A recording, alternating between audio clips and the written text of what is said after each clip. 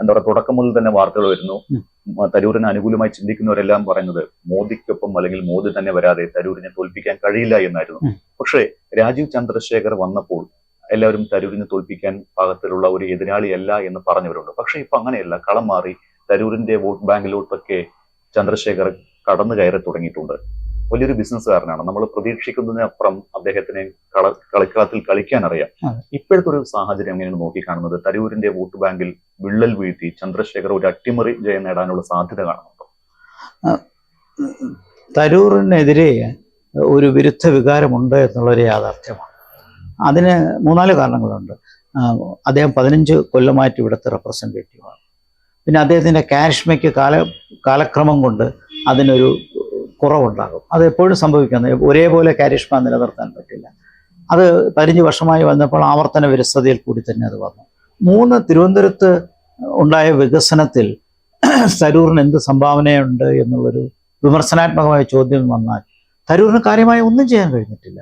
നല്ല പ്രസംഗം നടത്തി, നല്ല യാത്രകൾ നടത്തി, ആൾക്കാരെ അട്രാക്ട് ചെയ്യുന്ന വേഷവിധാനത്തിൽ ആ മൊബൈലിലായിട്ട് മൂവ് ചെയ്യുന്നുണ്ട്. ഇതിനപ്പുറം തിരുവനന്തപുരത്തിന് എന്ത് വികസനം തരൂർ കൊണ്ടുവന്നു എന്നുള്ള ചോദ്യത്തിനൊരു ഉത്തരമില്ല. മാത്രമല്ല, വിഴിഞ്ഞം വന്നപ്പോൾ അവിടുത്തെ തീരദേശ ജീവനക്കാർക്ക്, തൊഴിലാളികൾക്ക് അവർക്ക് അനുകൂലമായൊരു നിലപാടെടുക്കാനും തരൂരിന് കഴിഞ്ഞില്ല. ഇപ്പോൾ ഇവിടുത്തെ ഇസ്രായേലിലെ യുദ്ധത്തിന് തരൂർ എടുത്ത നിലപാടിന് രാഷ്ട്രീയമായിട്ട് എതിർപ്പുള്ളത് ഞാനിവിടെ കൊണ്ടുവരുന്നില്ല. അതിനപ്പുറം വിഴിഞ്ഞത്തുള്ള തീരദേശ ജനങ്ങൾക്ക് അവർക്ക് വേണ്ട റീഹാബിലിറ്റേഷൻ നൽകുന്നതിൽ എടുത്ത തരൂരിൻ്റെ നിലപാട് ഒരിക്കലും അപ്രീഷിയേറ്റ് ചെയ്യപ്പെട്ടിട്ടില്ല. അതുകൊണ്ട് എന്നിരിക്കൽ പോലും ലാറ്റിൻ കാത്തലിക്സ് ബിഷപ്പ് തരൂറിന് പിന്തുണ നൽകിയതും ഞാൻ നേരത്തെ ചൂണ്ടിക്കാണിച്ചത് തിരുവനന്തപുരത്തെ ലാറ്റിൻ കാത്തലിക് ബെൽറ്റിൽ തരൂറിന് ഇപ്പോഴും സ്വാധീനമുണ്ടെന്നുള്ളതാണ്. പക്ഷേ തരൂറിന് നഷ്ടം വരാൻ പോകുന്നത് അർബൻ കോൺസ്റ്റിറ്റ്യുവൻസിയിലാണ്. അത് ഈ അർബൻ കോൺസ്റ്റിറ്റ്യുവൻസീസിൽ അദ്ദേഹത്തിന് ഒത്തൊരു എതിരാളി മറുവശത്ത് വന്നതാണ് അതിൻ്റെ കാരണം.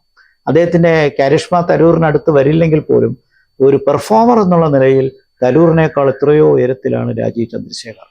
കാരണം അദ്ദേഹം നീണ്ടകാലം രാഷ്ട്രീയം നിരീക്ഷിക്കുന്ന ആർക്കും അറിയാം, നീണ്ടകാലമായി രാഷ്ട്രീയത്തിലുണ്ട്. ഈ കഴിഞ്ഞ 16-18 വർഷമായി അദ്ദേഹം രാഷ്ട്രീയത്തിൽ നിന്നപ്പോൾ എടുത്ത നിലപാടുകൾ, അദ്ദേഹത്തിൻ്റെ ലീഡർഷിപ്പ്, മന്ത്രി എന്നുള്ള നിലയിൽ അദ്ദേഹത്തിൻ്റെ വളരെ പെർഫെക്റ്റ് ആയിട്ടുള്ളൊരു ഇമേജ്, പ്രവർത്തനക്ഷമത, ഇതെല്ലാം മനസ്സിലാക്കുന്നതോടൊപ്പം തന്നെ അദ്ദേഹം തിരുവനന്തപുരത്തെ MP ആയിക്കഴിഞ്ഞാൽ തിരുവനന്തപുരത്തിനുണ്ടാകാൻ പോകുന്ന നേട്ടത്തെക്കുറിച്ചും ആൾക്കാർ ചിന്തിക്കും. ഇപ്പോൾ തരൂർ എന്തായാലും പ്രതിപക്ഷത്ത് പോയി ഇരിക്കാനാണ് എന്നുള്ളൊരു ചിന്ത.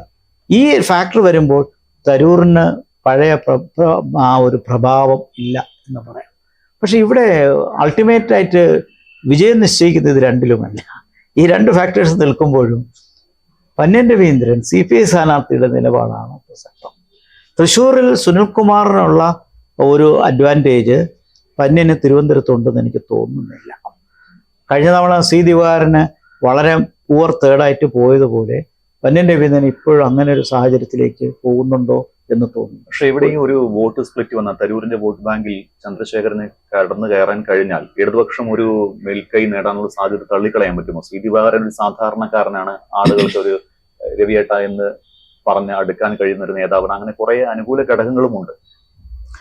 ഒരിക്കലും CPI സ്ഥാനാർത്ഥിക്ക് തൃശ്ശൂരിലുള്ളതുപോലെയുള്ള അഡ്വാൻറ്റേജ് തിരുവനന്തപുരത്തില്ല. തിരുവനന്തപുരം ജില്ലയിൽ തന്നെ CPI ശക്തമായൊരു ഒരു പ്രസക്തിയുള്ളൊരു പാർട്ടിയല്ല. പരമ്പരാഗതമായി നിൽക്കുന്നു. പക്ഷേ തിരുവനന്തപുരത്ത് ഏറ്റവും ശക്തം CPM തന്നെയാണ്. അത് കഴിഞ്ഞാൽ BJPയും അതിൻ്റെ പിറകിൽ കോൺഗ്രസുമാണ്. ജില്ലാ തലത്തിലെ രാഷ്ട്രീയം നോക്കിയാലും കോർപ്പറേഷൻ തലത്തിലെ രാഷ്ട്രീയം നോക്കിയാലും. പക്ഷേ കഴിഞ്ഞ ദിവസം മാതൃഭൂമിയുടെ ഒരു സർവേ വന്നപ്പോൾ അതിൽ പറയുന്നത് 1ാമത് തരൂരും 2ാമത് പന്ന്യനും 3ാം സ്ഥാനത്താണ് ചന്ദ്രശേഖരൻ പോകുന്നത്. ഒരു ട്രെൻഡ് വരുന്നത്. അതെ, എന്നെ അത് അത്ഭുതപ്പെടുത്തി. അത് ആ സർവേയുടെ ഡേറ്റ ഞാനും വായിക്കുകയുണ്ടായി. പന്ന്യൻ രവീന്ദ്രൻ 2005 ഇവിടെ നിന്ന് ജയിച്ച ഒരാളാണ് ഒരു ഉപതെരഞ്ഞെടുപ്പിൽ കൂടി. അന്ന് മറക്കരുത്, DIC കോൺഗ്രസിന്റെ നേതൃത്വം, കരുണാകരന്റെ നേതൃത്വത്തിലുള്ള DIC വ്യക്തമായിട്ട് CPIക്കും ഇടതുപക്ഷത്തിനും അന്നത്തെ പന്ന്യൻ രവീന്ദ്രനും പിന്തുണ നൽകിയതാണ്. ഇന്ന് അങ്ങനെ ഒരു പിന്തുണയില്ല. പന്ന്യൻ രവീന്ദ്രൻ നല്ല ഒരു മനുഷ്യനാണ്, മനുഷ്യ സ്നേഹിയാണ്, പ്രവർത്തകനാണ്, പരമ്പരാഗതമായ യഥാർത്ഥ കമ്മ്യൂണിസ്റ്റുകാരനാണ്. അതൊക്കെ സത്യം തന്നെയാണ്. പക്ഷേ ഇപ്പോഴത്തെ സാഹചര്യത്തിൽ ഈ വളരെ ശക്തരായ ശശി തരൂറും രാജീവ് ചന്ദ്രശേഖരനും ഇടയിൽ നിർഭാഗ്യവശാൽ അദ്ദേഹം 3ാം സ്ഥാനത്തേക്ക് പോകുന്നു.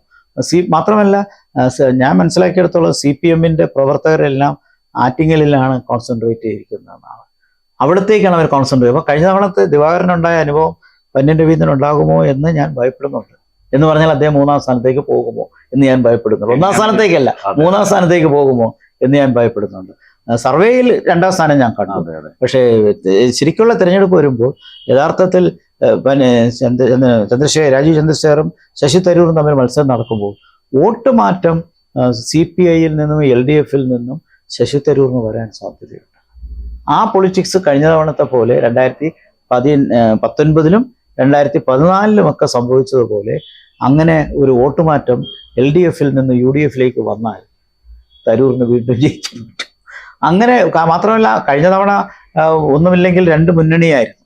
ഇത്തവണ അവർ ഇന്ത്യ ബ്ലോക്കിൽപ്പെട്ടവരാണ് LDF, UDF. അപ്പൊ അതുകൊണ്ട് CPM വോട്ടേഴ്സ് പോലും തരൂരിന് വോട്ട് ചെയ്താൽ അത്ഭുതപ്പെടാനില്ല. അവർ നിഷ്ക്രിയരായിരിക്കില്ല, അവർ വോട്ട് രേഖപ്പെടുത്തും. ആ വോട്ട് രേഖപ്പെടുത്തുന്നത് പന്ന്യൻ രവീന്ദ്രനാണെങ്കിൽ അതൊരു പക്ഷേ രാജീവ് ചന്ദ്രശേഖരന് ഗുണം ചെയ്യുന്നുള്ള ഭയം BJP സ്ഥാനാർത്ഥിയെ ചെറുക്കാൻ വേണ്ടിയെങ്കിലും ശശി തരൂരിന് വോട്ട് ചെയ്യാൻ ഒരുപക്ഷെ CPM-കാര് ആലോചിച്ചേക്കും. അങ്ങനെ കഴിഞ്ഞ തവണ സംഭവിച്ചു. അതിന്റെ ആവർത്തനം ഇത്തവണ ഉണ്ടാകുമോ എന്നാണ് ഞാൻ സംശയിക്കുന്നത്.